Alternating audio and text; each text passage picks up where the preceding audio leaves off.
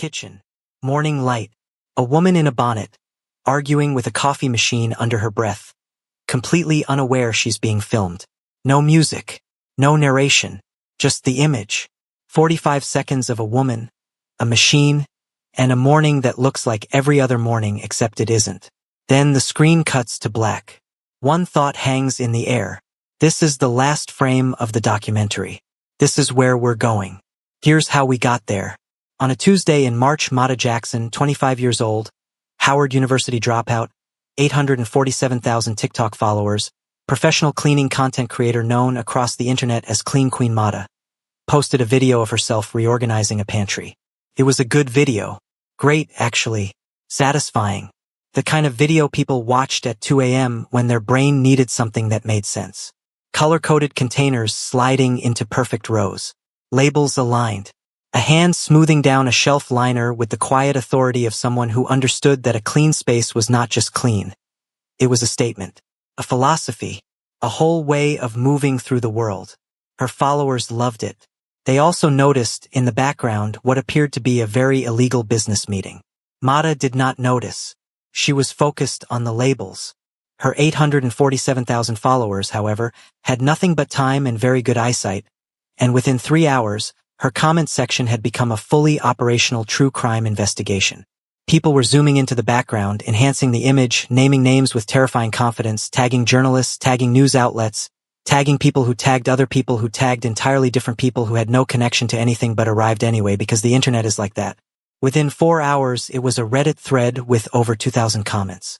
Within 4 hours and 20 minutes, Maid had read enough of those comments to understand that her pantry video had, somehow, catastrophically, become the most dangerous thing she had ever posted.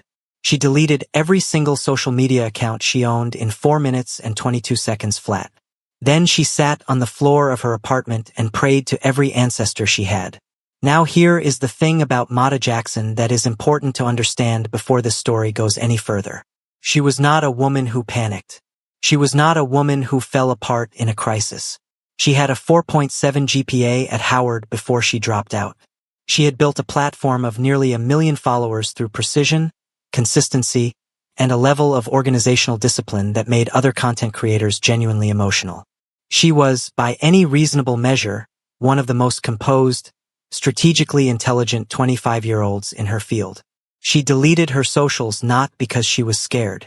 She deleted them because her comment section had turned feral and she needed it to stop. The internet had taken her pantry video and turned it into a live investigation, and every second those accounts stayed active was another second the situation got worse. So she cut it. Clean. The way she did everything. She did not, however, know what to do next. So she did the only thing that made sense to her. She went to work. The following morning, Maid showed up to her cleaning job, a high-end residential account she had been servicing for 3 weeks, a sleek and impeccably furnished property on the better side of Seoul, with her cart, her supplies, her playlist loaded and ready, and the quiet professional focus of a woman who intended to clean her way back to something that resembled normalcy. She was not ready for what she found inside. A film crew, 2 cinematographers with equipment that cost more than her apartment, a craft services table with, among other things, an arrangement of shrimp that was genuinely impressive in its presentation, and a 6'1" Korean man in a $4,000 suit standing in her cleaning supply closet, the one she had organized on her first day, the one with the color-coded bottles and the labeled shelves and the tiered caddy system she had built from scratch because the previous setup had been, frankly, an embarrassment, standing in it with an expression on his face that could only be described as moved. Genuinely, quietly, aesthetically moved, like he was looking at something that mattered. Maid stood in the doorway and took in the film crew, the cameras, the shrimp, and the suited man in her closet, and she made a very quick, very efficient assessment of the situation. Then she said, "Sir, are you the Mafia?" The man turned. He had the kind of face that was difficult to read, composed, precise, with eyes that processed everything at a speed that felt slightly unsettling. He looked at her for a moment. Then he said, "I prefer alternative enterprise sector." Maid absorbed this. MMHM. And the cameras. You are being documented. I don't consent to that. He glanced toward the craft services table. The craft services table has shrimp. Maid looked at the shrimp. She looked at the man. She looked at the shrimp again. The shrimp was, objectively, exceptional. There was a sauce situation happening on that table that she had not anticipated. She looked back at the man in the suit. "I want executive producer credit," she said. His name was Jang Doyun. He was 33 years old. He was the most feared man in Seoul's criminal underworld. A man who controlled 3 ports, a shipping empire, and a network of operations that his rivals had spent years trying to map and never quite managed. He was known for being impeccably dressed, terrifyingly calm, and possessed of a quiet, laser-focused intensity that made even the most seasoned businessmen feel like they were being evaluated and found slightly lacking. He was also, and this was the part that nobody in his operation knew, subscriber number 1 on Clean Queen Mada's TikTok. Notifications on every single video. He had discovered her content 8 months earlier during what he would later describe only as a difficult quarter. A stretch of 2 a.m. work nights and bad decisions and the particular kind of emptiness that comes from building something enormous and then waking up inside it and wondering if any of it meant anything. He had been scrolling, not really looking for anything, and then a video had appeared on his feed. A woman reorganizing a spice cabinet.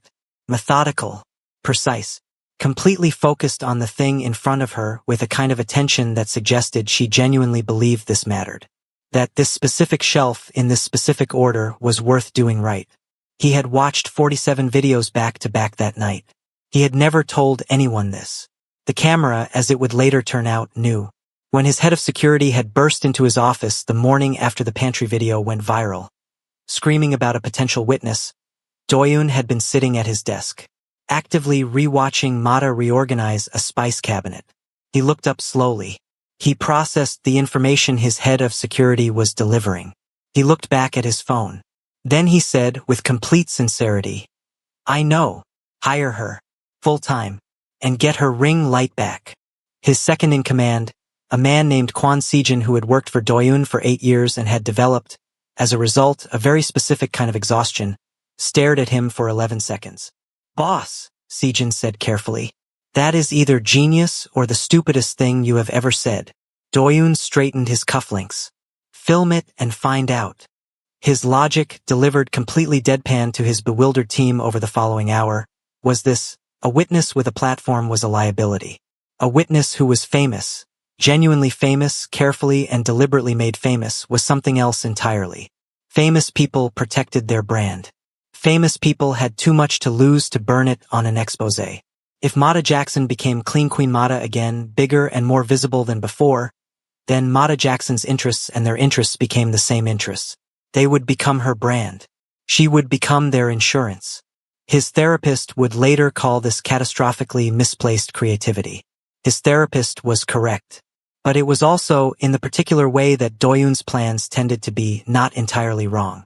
And so Mada Jackson found herself standing in a cleaning supply closet being filmed by 2 cinematographers while a crime boss in a $4,000 suit looked at her color-coded bottles like they were the most beautiful thing he had ever seen in his 33 years on Earth. She negotiated executive producer credit before she had even put down her mop. That night, alone in the room they had prepared for her in the compound. Clean, well-appointed, with a nightstand and good light and a first-edition book that had appeared from nowhere with a single sentence underlined. Mada opened a fresh notes app on her phone and typed, "Entry 1. Have accepted shrimp from a crime boss. This is fine. This is completely fine." She paused. The shrimp was exceptional. She put her phone face down on the nightstand. She lay on her back and looked at the ceiling. Under the bed, neatly packed, was a go bag. On her phone, already booked, was a Thursday flight out of Incheon. She had a plan. The plan was simple. She would stay long enough to understand what she had walked into, gather whatever information she needed, and leave on Thursday. She picked up the first edition, found the underlined sentence, read it twice. She put the book down, looked at the ceiling again. She did not leave on Thursday.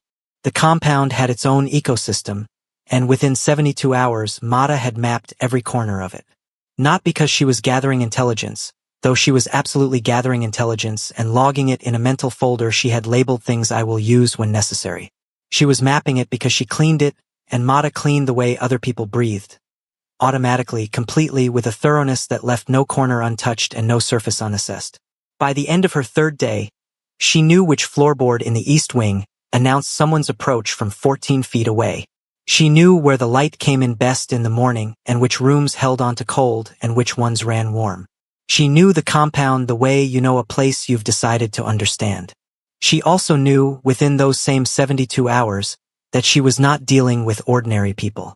The lieutenants were the first to find this out. 3 of them arrived in the kitchen on her second morning with the specific energy of men who had been sent to make her understand something about the situation she was in. They positioned themselves in the doorway. They crossed their arms. They said things that were designed to land with a certain weight. Mata was reorganizing the spice cabinet. She did not look up.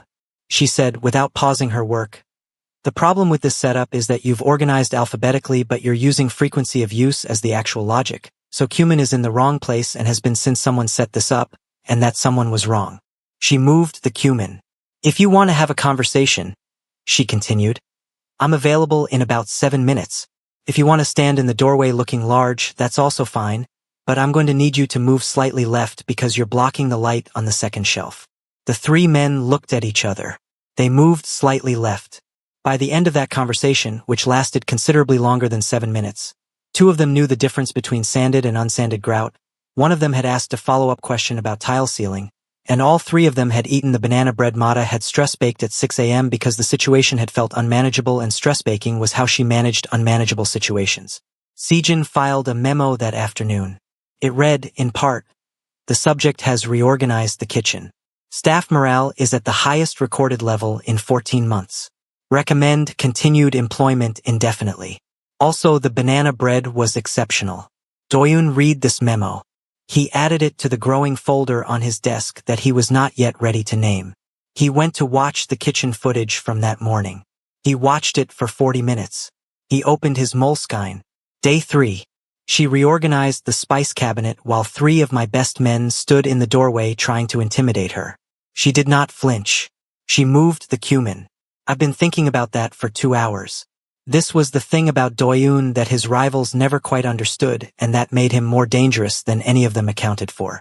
He did not rule through fear alone. He ruled through attention. He paid attention to everything.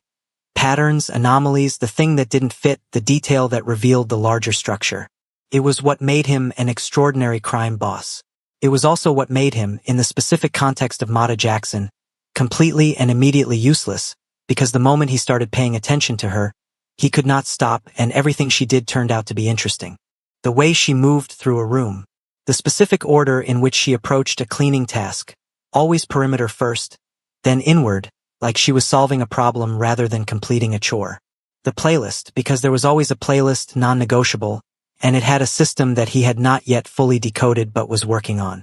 The way she talked to the compound staff, which was exactly the same way she talked to him. Directly, without deference, with the particular kind of warmth that didn't soften the edges of what she was saying but made you feel, somehow, that being told the truth was a gift. He started filming immediately. He could not stop filming. The documentary, as a result, began to take on a quality that his crew recognized but could not quite name. Every shot of Mata, mopping a hallway, reorganizing a filing cabinet, standing at the kitchen counter with coffee and a book, was lit and framed with an attention that felt less like documentation and more like something else. Something that had no professional name. His editor, a meticulous man who had worked in documentary film for 15 years, reviewed the first week of footage and made a note in his own journal that read simply, "He's in trouble." Then he crossed it out. Then he wrote it again. Meanwhile, Mata was keeping her own records. Entry 7. "I hate it here. The shrimp is still good. He filmed me mopping for 40 minutes today. There was a string quartet involved. I did not consent to the string quartet. I have concerns." Entry 9. "He left notes on my cleaning playlist. Actual notes. In a notebook. He said track 7 creates a tonal inconsistency. I said it's my playlist. He produced a chart. It had a legend." Entry 12. "He watched me organize the East Wing filing cabinet from the security camera. For 2 hours. He thinks I don't know. I know." Entry 14. "He left me a book. There is a sentence underlined. I am not going to think about which sentence or why. I am going to sleep. I am going to leave on Thursday." She did not leave on Thursday. What happened instead was this. 3 weeks into her employment, Doyoon called Mata into the screening room to watch the first rough cut of the documentary. It was 58 minutes long. She was in 49 of them. There was a 12-minute sequence of her making coffee that was shot and scored like the opening of a prestige HBO drama. A live Seoul Philharmonic recording swelled underneath footage of Mata pressing the button on a coffee machine with the same unhurried precision she brought to everything. The narration, written by Doyoon, read by Doyoon, approved by no one except Doyoon, described her wiping down a countertop as an act of quiet rebellion against a world that does not deserve her precision. Mata sat in the screening room in complete silence for a very long time after it ended. Then she turned to Doyoon, who was sitting beside her with the focused, slightly vulnerable energy of a man waiting for a verdict he had convinced himself he was prepared for. "Doyoon," she said. "Yes, this is not a documentary. It is. This is a 49-minute portrait of me making coffee and cleaning baseboards set to a string quartet. The string quartet was sourced from a live Seoul Philharmonic recording. I don't care if it was sourced from God himself. You have a 12-minute coffee sequence. The light was exceptional that morning. Doyoon." He straightened his cufflinks. "The pacing is deliberate." What happened next was the thing that Mata would think about later, alone in her room, looking at the ceiling the way she had started doing with alarming frequency.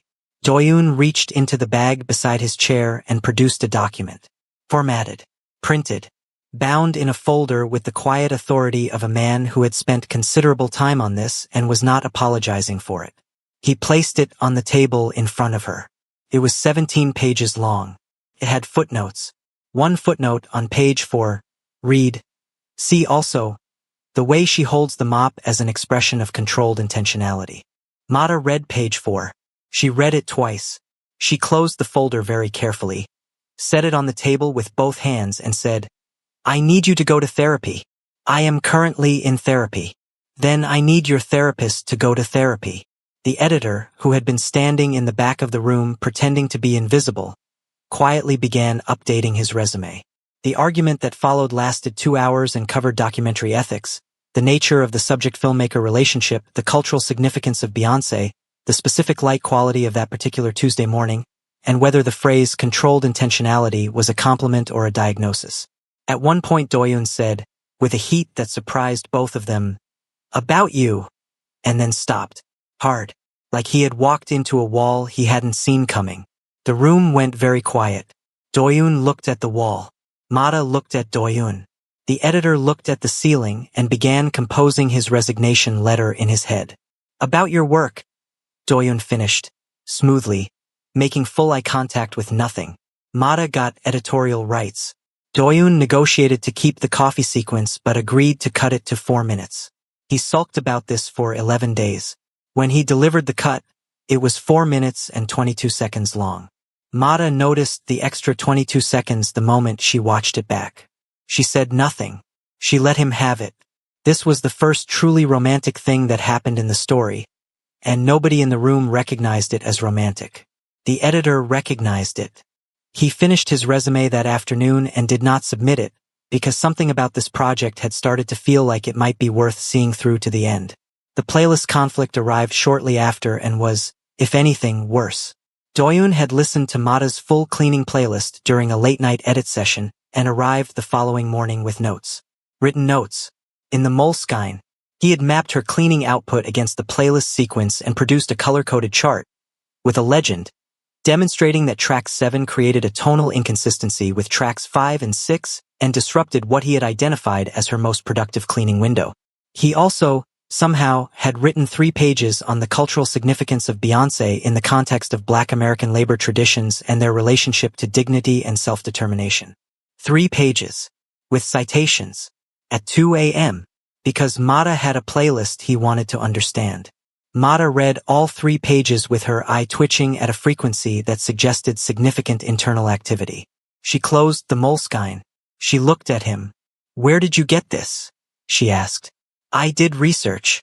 "You researched Beyoncé." "I research everything relevant to the documentary." "Beyoncé is relevant to your documentary." "You are relevant to my documentary." "Beyoncé is relevant to you. Therefore." Do not finish that sentence with, "therefore."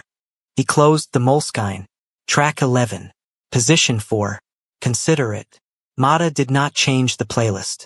She added track 11 to position 4 just to see what would happen, fully prepared to be annoyed that nothing would. Her productivity during that cleaning window went up by a measurable amount, and she was furious about it for the rest of the week. She told no one.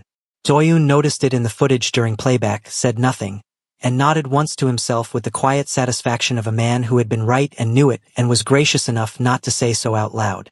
Mata, watching him nod from across the room, made a sound that was somewhere between a sigh and a scream and went back to the kitchen. She opened her phone. She started a new list. She titled it, Things Doyoon Did That Were Surprisingly Human. Entry 1, Researched Beyoncé. 3 pages. In the Moleskine, he used footnotes. She stared at the title for a moment. Then she put her phone in her pocket and went back to work. She did not examine what it meant that she had started the list. She was very deliberately not examining that. What she was examining that same week was the East Wing. There was a room in the East Wing that Mata had been told, explicitly, repeatedly, and with a specific quiet seriousness that was somehow more effective than shouting, never to enter. She lasted 9 days. On day 10, the door was ajar. There was visible dust on the threshold. Mata stood in the hallway and looked at the dust. The dust looked back. She looked at it for approximately 4 seconds, which was 3 seconds longer than she normally gave dust the courtesy of consideration, and then she went in. It was a war room, maps on every wall, files stacked on long tables, an operational chart covering an entire surface with the organized complexity of something that had been built and rebuilt over years. And in the center of it all, a board, photographs connected by red and blue and green string in patterns that told stories she wasn't supposed to read. She cleaned it, all of it, in 2.5 hours. She also, because she was Mata Jackson and this was simply what she did, reorganized the filing system, labeled every folder and surface, consolidated the 3 overlapping map systems into a single master chart that was cleaner and more navigable than the original by a significant margin, and color-coded the string on the photograph board according to what she could see were different relationship types. Red for adversarial, blue for transactional, green for something more complicated that she filed under figure this out later and moved on. She was back in the kitchen making lunch when Doyoon walked in. The compound went very quiet. Not all at once. It happened in stages, like a sound system powering down room by room, as people registered the expression on Doyoon's face and made the quiet professional decision to be somewhere else. Doyoon appeared in the kitchen doorway. He looked at Mata. Mata looked at him. The silence between them had texture and weight. "I used your label maker," she said. "I'll replace the tape." He stepped fully into the kitchen. His face was doing the thing it did when he was processing something that required more than his standard composure, a particular stillness around the jaw, a quality of attention that was somehow more focused than his usual already unsettling focus. "You were not supposed to be in that room," he said. The dust situation disagreed. "Mata, that room contains." "I know what it contains." I color-coded it. Red string is adversarial relationships, blue is transactional, green is the complicated ones that don't fit the other categories. He was quiet for a moment. Then, "I know what the colors mean. I was there when you—" He stopped. The kitchen went very, very still. Mata set down the knife she was using and turned to face him fully. "Were you watching me on the cameras?" The silence lasted 1 second longer than it should have. "You watched me reorganize your crime board on camera," she said. Her voice was not loud. It was something more effective than loud. "It's a security system. For 2 hours. I was monitoring for—" "Did you take notes?" The pause was 1 full second too long. "Doyoon." "The label placement on the sole operation file," he said, with the extraordinary dignity of a man who had committed to a position and was seeing it through regardless of the personal cost, "is slightly off-center. I would have done it differently." What Doyoon did not tell Mata, what he read in Sejin's security report that evening, alone in his office with the particular stillness of a man absorbing information that restructures something, was this personal note. "She found the Busan leak in 40 minutes by accident. We have been looking for it for 3 months." He read this line 3 times. He folded the report. He put it in his desk. He went to watch the war room footage again, Not the security footage of her entry, but the hour after, when she was already gone and the room was reorganized and he had walked through it alone, opening file after file, following the new system with a thoroughness that he told himself was assessment, and that was, in fact, something closer to wonder. He did not tell Mata about the Busan problem. He told himself it was because the information was operationally sensitive. He was not ready to examine other possible reasons. 2 weeks later, Mata figured it out herself. She was reorganizing a secondary file cabinet in the West Corridor when she found a loose paper that had been misfiled, and the thread it connected to led her, in the methodical way she approached all problems, to something she recognized immediately as a significant discrepancy. She stood in the corridor for a moment. Then she took out her phone. Entry 95. Accidentally solved his biggest problem. He didn't tell me he knew. He's embarrassed. This is so funny. I hate it here. She did not, however, leave on Thursday. What happened on that particular Thursday was this. Mata was in the car. Keys in the ignition. Go bag on the back seat. Packed with the efficiency of someone who had rehearsed this exact scenario 17 times. The compound gate was open for a delivery. She could drive through it right now. She had thought about this moment. She knew exactly what she would do. She sat in the car for 4 minutes. Then the passenger door opened. Doyoon got in. He was holding 2 coffees.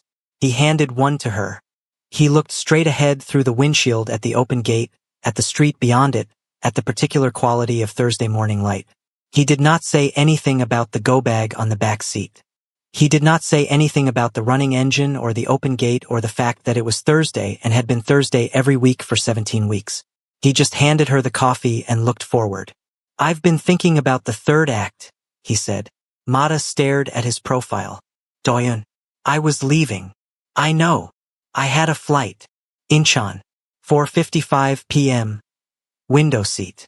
He sipped his coffee. You always book a window seat.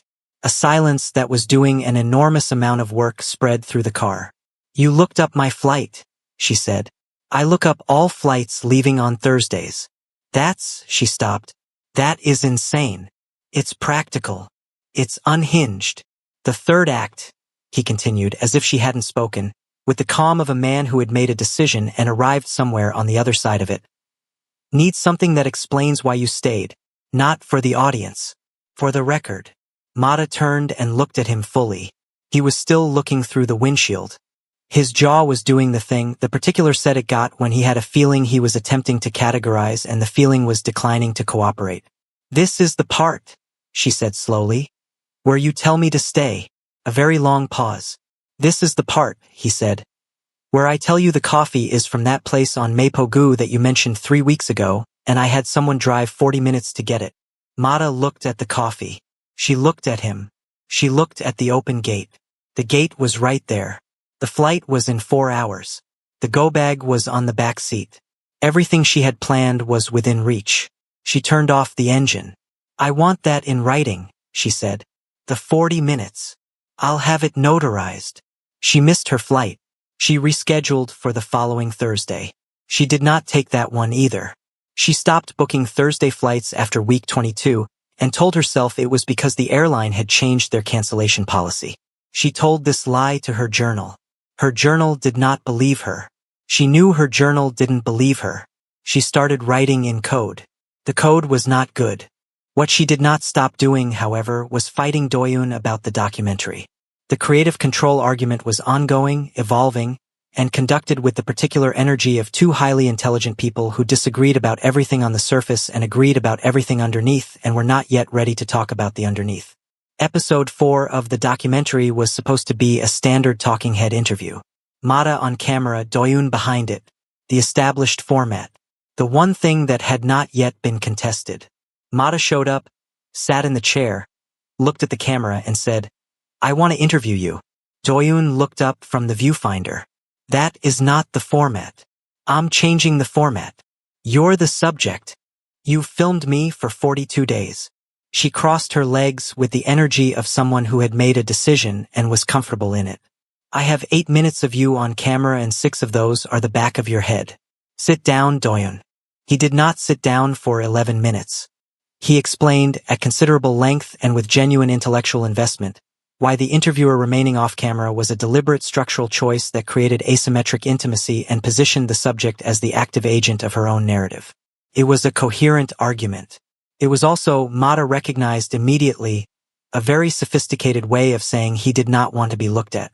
She listened to all of it patiently. "That's a very long way to say you're scared," she said. "I'm not. Sit down." He sat down. He sat like a man who had never been the subject of sustained, direct, genuinely curious attention before, which was, Mata would later reflect, almost exactly what was happening. Doyoon lived behind glass, behind the camera, behind the composure and the suit and the cufflinks. He straightened when he needed a second to find himself. Nobody looked at him the way she was looking at him right now, like he was worth figuring out. It was, she would write that night, the most uncomfortable she had ever seen him. And she had seen him in some situations. "Why did you start watching my videos?" she asked. "For the documentary. You started watching 8 months before I worked here." Silence. "Why did you keep watching?" Longer silence. "Doyoon." He looked at the camera. He looked at the floor. He looked at his hands. He said, finally, in the voice of a man making a small concession that was actually enormous. The organizational systems were instructive. "You watched a 40-minute video about bathroom grout at 3 a.m. on a Tuesday," Mata said, "for professional development. I work unusual hours." Doyoon. The interview lasted 3 hours. In 3 hours, Mata Jackson extracted more honest answers from Jang Doyoon than his therapist had managed in 2 years. His therapist, upon hearing about this secondhand through a mutual contact 3 months later, said, of course she did, with an exhaustion that made clear this was exactly what she had been expecting and had been unable to produce herself. The interview went places nobody had planned. It went to the question of why someone with everything he had built still woke up at 3 a.m. and found the ceiling more interesting than sleep. It went to the question of what it meant to make something, really make something, something that mattered, something true. It went, carefully and sideways, to the question of what had made him pick up a camera in the first place. "I wanted to keep something," he said, with a simplicity that was so unguarded it sat strangely in the air. "Something real. I wanted there to be a record." "A record of what?" He was quiet for a long time. "Of something worth recording," he said finally. The room was very still. Mata looked at him. He was looking at the camera, and his face had that quality it got sometimes.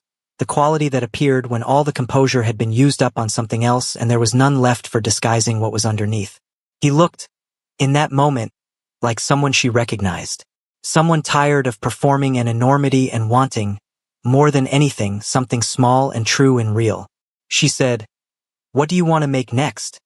He was quiet. For the longest he had been quiet all afternoon. "Something real," he said. "I want to make something that's just real." He did not look at her when he said it. But she heard it. The camera heard it. The editor, watching through the glass partition with the particular alertness of someone who understood exactly what they were witnessing, reached for his notebook. He wrote 4 words. He underlined them twice. He closed the notebook and did not reopen it for the rest of the session. The words were, "It's over for him." Mata did not add what Doyoon said to the phone list. She did not add it to the journal. She went back to her room that evening and lay on her back and looked at the ceiling and held the thing he'd said in a place that didn't have a category yet. Some things you don't write down because writing them down makes them real. Some things are already real. You just need a moment to sit with that. She sat with it. Then she went back to work. The 3rd floor room was the next thing. There was a room on the 3rd floor that Doyoon had asked Mata not to clean. Not in a threatening way. Not with any of the specific weight that his requests usually carried. He had said it quietly, carefully, standing in the hallway outside the closed door, and there had been something in the way he said it that was different from every other request she had received in this compound. Something that felt less like a boundary being enforced and more like something being protected.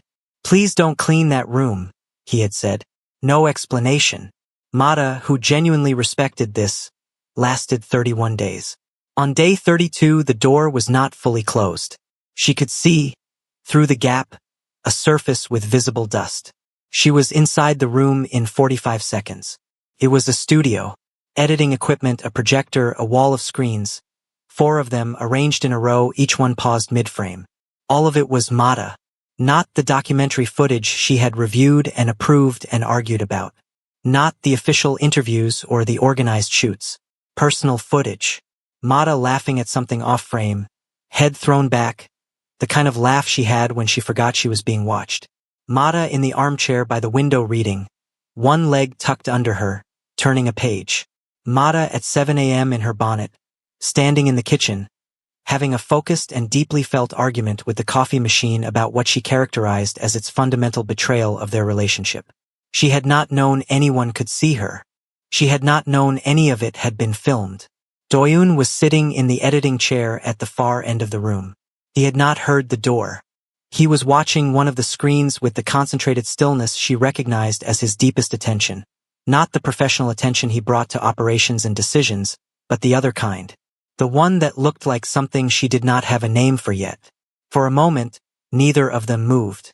Then Mata said, very quietly, "How long has this room been here?" He turned.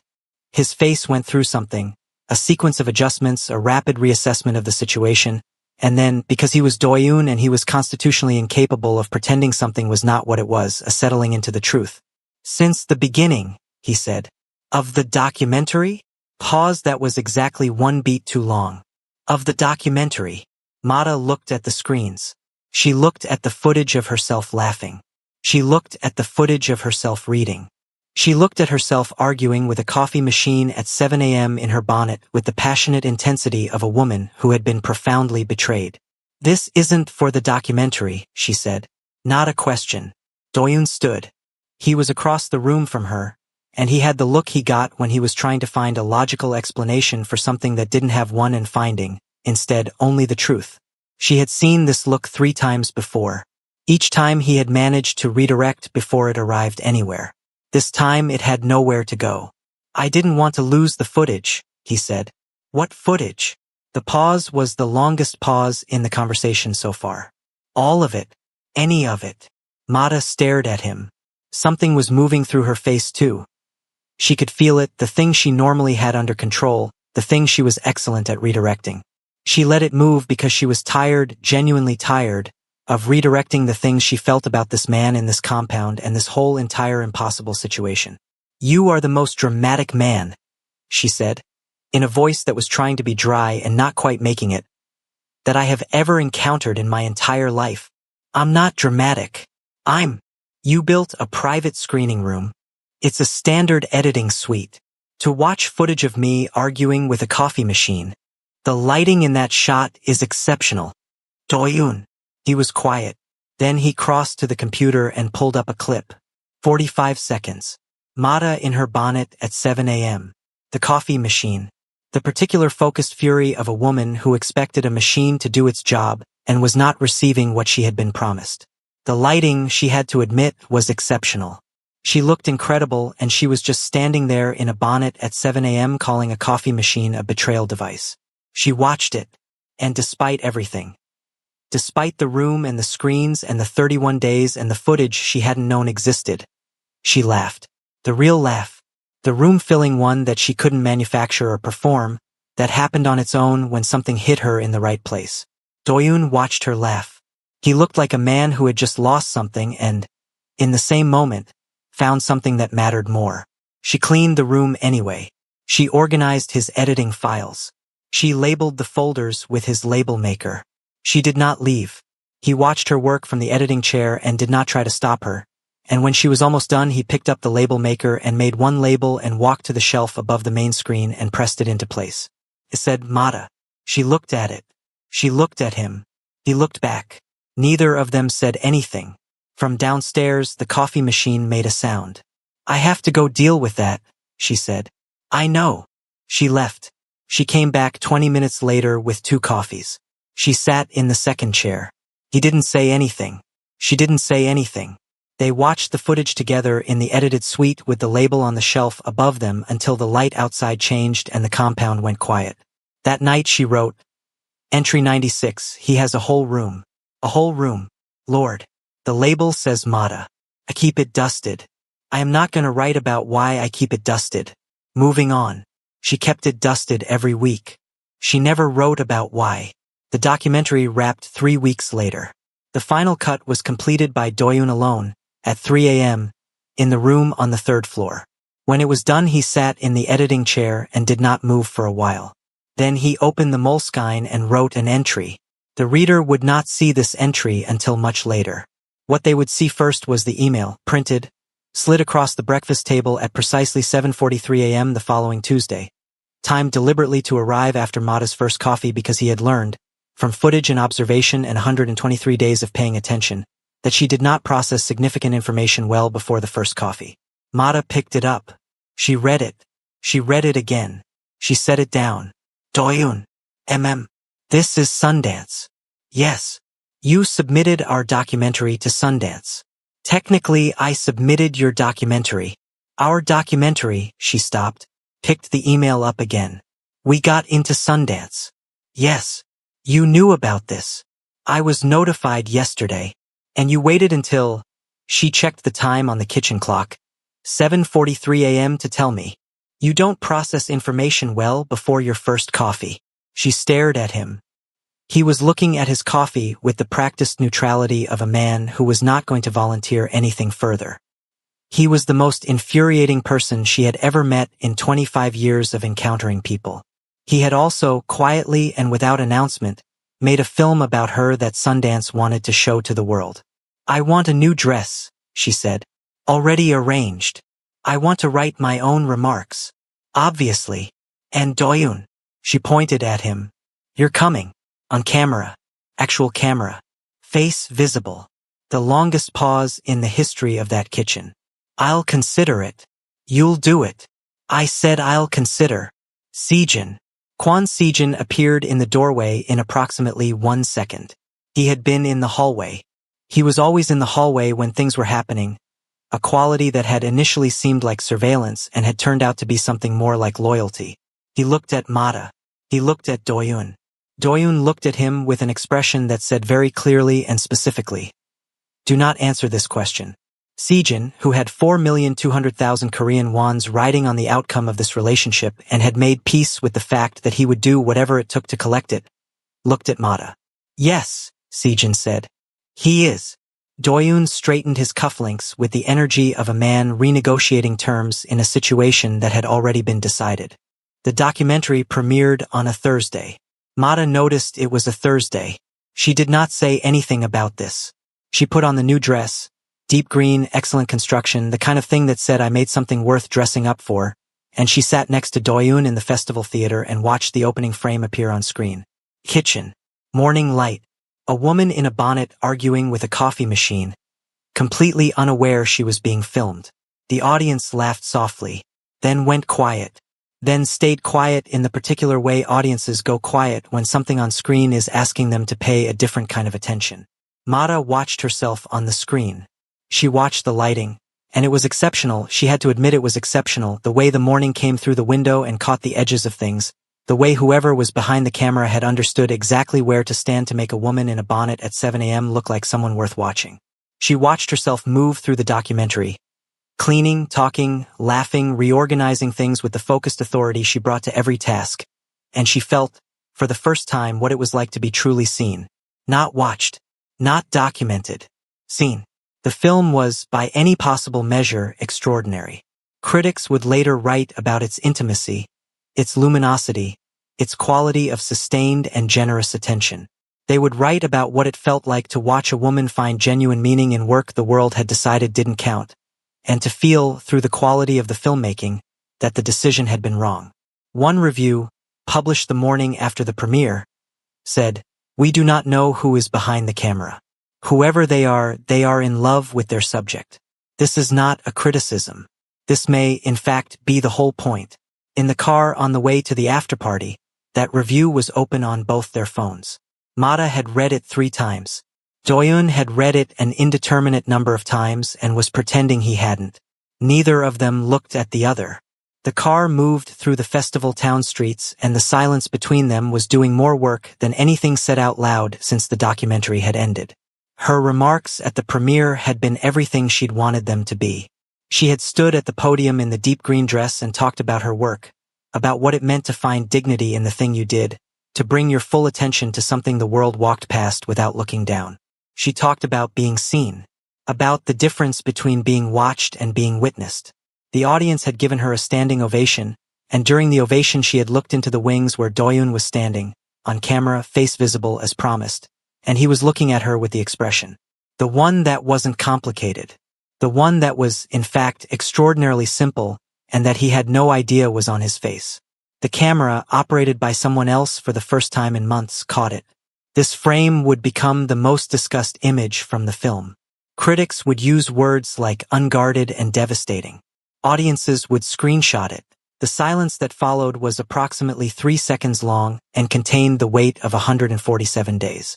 Go ahead, Mata said. No, please, Doyoon gestured. No. Finish your sentence. You were speaking. Doyoon. Finish. The sentence. The journalist had stopped breathing. The recorder was still running. Across the room, Sejin had his hand over his mouth. The betting pool chat, which had been dormant for 3 weeks, showed 17 unread messages. Doyoon looked at Mata. Mata looked at Doyoon. He opened his mouth. He started, "She is my," and his jaw did the thing, and his hand moved toward his cufflinks, and he looked sideways at nothing, and he said, "She is the subject of the documentary." The journalist nodded and moved on. Sejin, across the room, closed his eyes with the specific expression of a man who has watched the same near-miss from slightly different angles for 5 months. Mata very quietly, to no one in particular, said, "Unbelievable." She put her glass down with one careful, controlled motion. She walked away, not out, just away, to the balcony. Doyoon followed her. He was through the balcony door 14 seconds after her, which was 14 seconds of him standing inside looking at her through the glass with an expression that had finally, definitively, run out of its usual management, and then walking through the door because there was nothing else to do. She was standing at the railing looking at the city. She did not turn when she heard him come out. "Mata, I'm not doing this right now. I know. You had one sentence." She turned around. Her eyes were bright with something that was not tears and was not quite anger either. Something more like the feeling of arriving at the end of a very long road and finding it was not, after all, the end. "One sentence, Doyoon. The journalist handed it to you on a plate. I'm aware. She is my," and then nothing. "You cuff-linked yourself out of it." "I don't," he stopped. "Cuff-linked is not a verb. I just made it one." She stepped away from the railing. "Do you know how many times I have watched you almost say it? I have a list. It is 97 entries long. I categorized them." He stared at her. "You have a list. By date and context. Don't you dare say that's very organized. I will throw this clutch bag into the city." He closed his mouth. She pointed at him. Her voice was steady and clear and had the quality it got when she was saying something true and knew it and was not going to look away from it. "I stayed. I want you to understand that. I had 23 flights and I stayed. I reorganized your entire life. I let you film me. I watched you build a whole room, and I stayed. And I need you to." She stopped. She took a breath. "I need you to finish one sentence. Just one. That's all I'm asking." Doyoon looked at her. The city light was behind her and the night air was cool, and she was standing there in the deep green dress with 97 entries and 23 flights and 6 months of staying between them, and he looked at her the way he had looked at her from behind every camera he had ever pointed in her direction, which was the same way he looked at things that mattered to him. Completely, without defense. He reached into his jacket. He produced the Moleskine. Mata looked at the Moleskine. "If you read from that notebook I will." "Page 1, he said. "Doyoon. Day 1. He opened it. She came in and looked at the dust on the threshold like it had personally offended her. I've never seen anyone look at dust like that. I filmed 11 minutes of it. I'm keeping all 11 minutes. Mata's mouth closed. He turned a page. Day 14. She reorganized my bookshelf by emotional theme instead of author. It's more accurate than anything I've done. I've been thinking about this for 3 days. I'm still thinking about it. He turned another page. Day 31. She laughed at something Sejin said at dinner and the whole room changed. I don't know how to put that in the documentary without it being obvious. It's already obvious. I don't know what to do about it. He looked up. Day 47. He held her gaze. She's leaving on Thursday. She's not going to leave on Thursday. I don't know how I know that. I know because she came back for her coffee and she didn't have to and she did. I've watched that clip. He paused. I've watched that clip a significant number of times. How many times? Mata said. A significant number. Doyun. 81. The number landed quietly. 81 times. The city spread out below them. Mata stared at him. He closed the moleskine. He looked at her with the expression from the wings, the simple one, the uncomplicated one, the one the camera had caught, and he said, finally, after 97 near misses and 23 Thursday flights and 4 journal volumes and 1 whole room and a label that said Mata on a shelf in a studio that had existed since the beginning, she is mine. That's what I was going to say. To the journalist. To anyone. She is mine and I am. His hand moved toward his cufflinks. Mata grabbed it before it got there. Don't you dare, she said. He looked down at her hand on his. He looked up at her. Something moved across his face. The composure cracked, just at the edges, just enough, and underneath it was something she recognized because she had been carrying the same thing for 6 months. I've been trying to say it for 97 entries, he said quietly. I know. I was there for all 97. I'm not good at. I know. I built a room. I know, Doyun. I had someone drive 40 minutes for coffee. I know. I watched the coffee machine clip 81. Doyun. She stepped forward. Finish the last sentence. He looked at her. His jaw did the thing. His hand, underneath hers, turned over. I am entirely, operationally, catastrophically. Say it like a human being. I'm gone on you. A pause. Completely. Since day 1. Possibly since the Spice Cabinet video at 2 a.m. 8 months before you walked through my door, which I recognize is a lot. Mata looked at him for a long, still moment. The Spice Cabinet video, she said slowly, has 400,000 views. I account for 11 of them. 11. I was doing research. Also, and this was entry 147 and she wrote it that same night and it was 1 sentence and she did not annotate it, because she had been thinking about it since approximately day 12 and she was tired of waiting. He was very still for exactly 1 second. Then he was not still at all. The moleskine hit the floor. Neither of them noticed.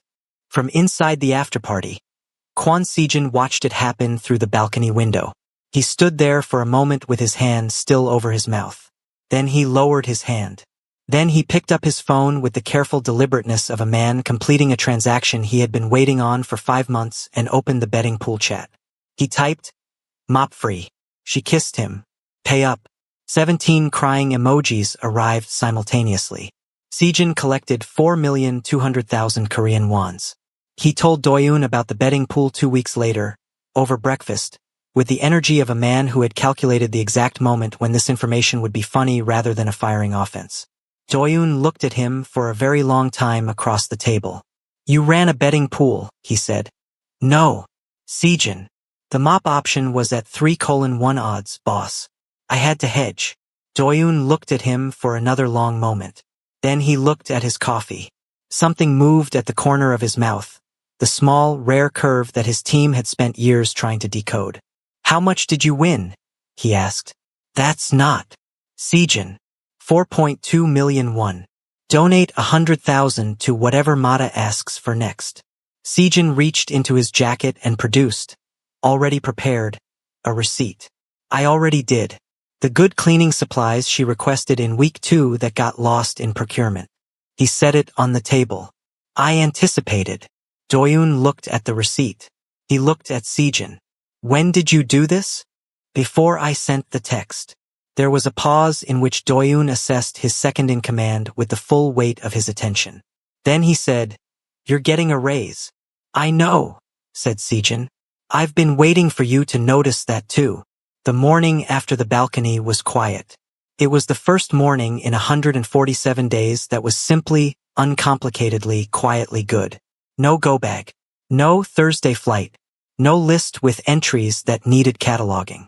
No footage to review or narration to rewrite or playlist charts to contest. Just the compound kitchen, good light, 2 coffees from the place on Mapogu, always from the place on Mapogunao, and the particular stillness of two people who have finally stopped managing the distance between them. Mata sat across the table from Doyun and watched him read. He was not performing reading. He was actually reading, the book open at an angle that caught the morning light, his attention complete, his face in its natural state of focused composure that no longer felt like something being concealed so much as something she had been given access to. She knew this face now. She knew what it looked like when he was thinking versus when he was feeling versus when he was about to say something true and was taking a moment to find the right architecture for it. She knew him the way she knew the compound, the way you know somewhere that has become yours. She picked up her phone. She opened the list. She scrolled to the bottom and added entry 98. Entry 98. He is not that surprising anymore.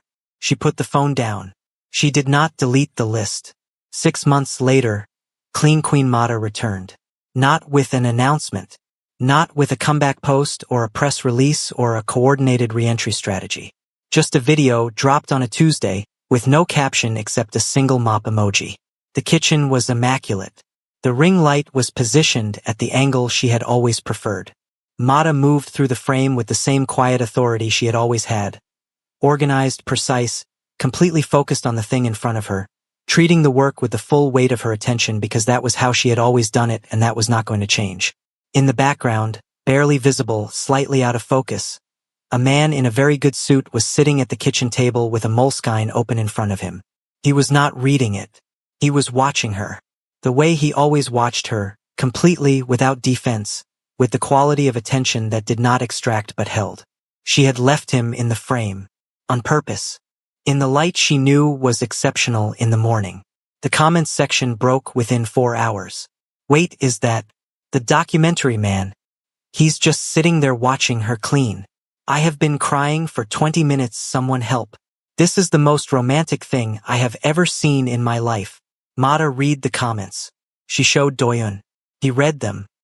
He read them again with the focused thoroughness he brought to things that mattered, and when he looked up his face had the particular quality of a man arriving somewhere he had not expected to arrive. They can see me, he said. Yes. You left me in the frame. Yes. He looked at her. She looked at him. She was trying very hard not to smile and failing completely, the smile breaking through the way her real laugh broke through, on its own because the thing causing it was genuine and couldn't be managed. This was deliberate, he said. The lighting was exceptional. The silence between them filled up with something warm and unhurried. The kind of silence that doesn't need to be filled. He picked up the Moleskine. He opened to a new page. He wrote something. She watched his hand move across the paper with the same attention she always paid to things that interested her, and he turned it to face her. Day 1 knew. She left me in the frame. I'm keeping all of it. Mata read it. She reached across and took the Moleskine. She wrote underneath in her handwriting without pausing. Entry 1 knew. He's going to be impossible about this forever. I'm keeping all of it too. She handed it back. He read it. He looked up. He smiled, the real one, the full one, the one his team had spent years trying to decode and had never quite managed because it was not a professional expression and was not meant for professional context. It was the room-changing one. The one that existed entirely outside the suit and the cufflinks and the composure. Mata pointed at him immediately. I need that on camera. Absolutely not. Sejin. Do not call Sejin. From down the hall, with the timing of a man who had been positioned for exactly this moment. I'm already filming. The documentary won its festival award 3 months later.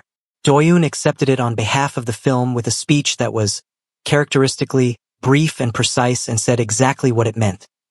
The only thing required to make something true is the willingness to pay attention. Everything else follows from that. Mata, sitting in the audience, added entry 112 to her phone.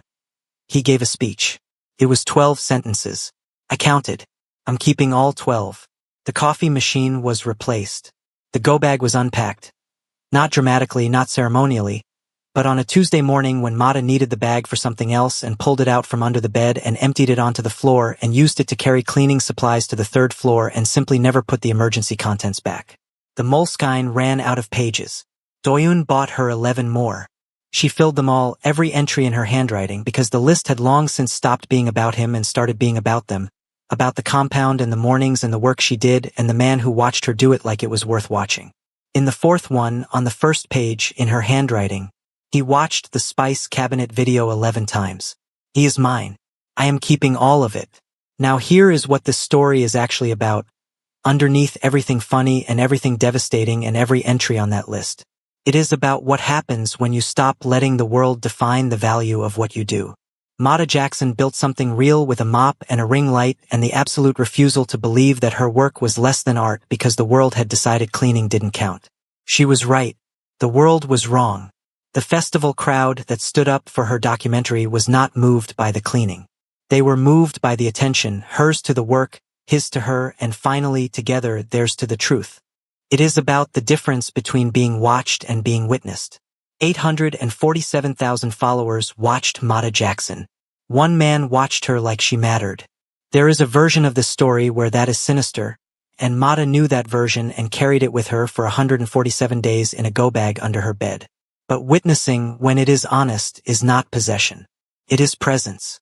The most loving thing Doyoon ever did was learn the difference and let the documentary become hers. It is about the courage of the true sentence. Every near miss in this story, every cufflink straightened, every feeling filed under operational variable, every Thursday flight booked and not taken, was a failure not of feeling but of language. The feelings were always there. The willingness to say them out loud was the whole thing. For words, I'm gone on you. The entire story builds to those 4 words and earns them because the story knows they cost something. Saying the true thing always costs something. It is always worth it. And it is about the go-bag. Not just Maid's, though Maid's is the one under the bed. The one that never gets used. The one that eventually gets repurposed for cleaning supplies on a Tuesday without ceremony. Every person reading this has a version of it. The Thursday flight. The backup plan. The thing you keep packed because keeping it packed means you're choosing to stay rather than just being too afraid to leave. The moment you unpack it, not because you've decided forever, not because all the fear is gone, but because you need the bag for something else and the emergency it was packed for has quietly, without announcement, stopped feeling like an emergency. That is the moment you've arrived somewhere. Maid Jackson arrived somewhere. Jang Doyoon arrived somewhere. It was a kitchen. Morning. Good light. A moleskine on the table. A man watching a woman work like it was the most interesting thing he had ever seen, which, for him, it genuinely was. She deleted her socials. He kept the footage. She kept him. And that label on the shelf in the 3rd floor studio, the one that said Maid in clean block letters, the one she kept dusted every week without ever writing about why, stayed exactly where he put it. It is still there. To everyone who stayed until this last moment. Thank you. Genuinely.